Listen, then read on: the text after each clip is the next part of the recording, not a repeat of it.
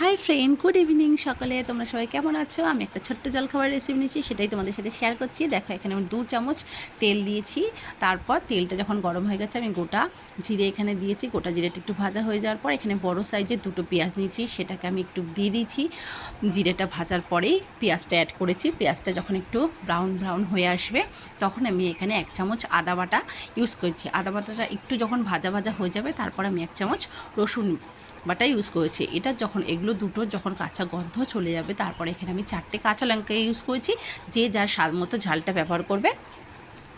দেখো, এগুলো যখন একটু ভাজা হয়ে গেল, তারপর দেখো আমি কাঁচা লঙ্কাটা ব্যবহার দিয়ে দিলাম। কাঁচা লঙ্কাটা একটু ভাজা হবে।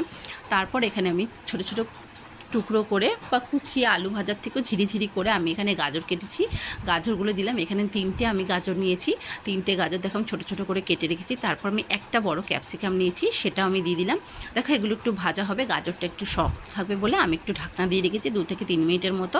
ঢাকনাটা যখন এগুলো একটু নাড়িয়ে নিলাম, তারপর দেখো একটু ভাজা হয়ে যাওয়ার পর আমি একটু ঢাকনা 2 থেকে 3 মিনিট দিয়ে রেখেছিলাম। তারপর দেখো ঢাকনাটা আমি তুলে নিয়েছি। ভাজা হয়ে গেছে আর এগুলো সেদ্ধও হয়ে গেছে। এগুলো যখন একটু দেখো অনেকটাই হালকা লালচে কালার চলে এসছে, এটা ভাজা যখন হয়ে যাবে, তখন আমি এখানে 1 চামচ হলুদ ব্যবহার করেছি আর 1 চামচ লবণ ব্যবহার করেছি। যে যার স্বাদ মতো নুনটা ব্যবহার করবে। দেখো, আমি 1 চামচ নুন ব্যবহার করেছি। এবার এগুলো এখন যখন ভালো করে একটু মিশিয়ে নিতে হবে। তারপর এখানে আমি 2টো বড় সাইজের আলু সেদ্ধ করে রেখেছিলাম, সেটাকে ম্যাশ করে রেখেছি। দেখো, আর তারপর নুন হলুদ দেওয়ার পর এই আলুটাকে দিয়ে দিতে হবে। তারপর ভালো করে যা দিয়েছিলাম ইনগ্রিডিয়েন্টস, তার সাথে ভালো করে মিশিয়ে দিতে হবে। তারপর গরম মশলাটা দেখো, এটা যখন কষানো হয়ে গেছে, আমি গরম মশলা দিচ্ছি। ওপর থেকে গরম মশলা দেওয়ার পর দেখো আমার যে পুরটা সেটা আমার রেডি হয়ে গেছে। রেডি হওয়ার পর আমি এখানে ধনেপাতা দিয়ে দেবো। ধনেপাতা দেওয়ার পর এটাকে আমি ভালো করে একটু নাড়িয়ে নেব। দেখো, আমার পুরটা অলরেডি রেডি হয়ে গেছে। তোমাদের কেমন লাগলে একটু লাইক কমেন্ট শেয়ার করে দিও, আর কমেন্ট করো কোথা থেকে দেখছো সেটা একটু মেনশন করে দিও। দেখো, আমার পুরটা রেডি হয়ে গেছে। তারপর এখানে পাউরুটির ওপরে এরকম কিষান সস দিয়ে নিতে হবে। তারপর কিষান সস দেওয়ার পর যে পুরটা আমি তৈরি করলাম, সেই পুরটা ভালো করে পাউরুটির ওপর দিয়ে দিতে হবে।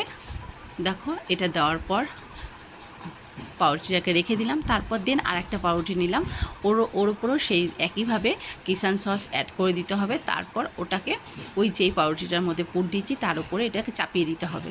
তারপর দেখো, আমি হাত দিয়ে একটু প্রেস করে দিলাম যাতে ওটা অ্যাটাচ হয়ে যায়। দেখো, আমি এটাকে পুরো যখন সসগুলো মাখিয়ে নিলাম, তারপর দেখো ওই পাউরুটির যেটার মধ্যে আলুর পুর রেখেছিলাম সেটার উপর দেখো এইভাবে দিয়ে দিলাম। তারপর এটা হাত দিয়ে একটু প্রেস করে দিতে হবে যেন এটা খুলে না যায়। দেখো, হাত দিয়ে প্রেস করে দিচ্ছি আমি।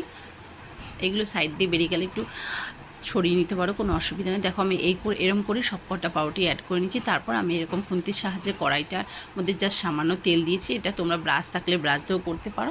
দেখো, তারপর এরকম করে আমি পাউরুটিকে দিয়ে দিলাম। তারপরে এটা ওর পিঠ যখন হয়ে যাবে, আমি উল্টো পিঠ করে নেব।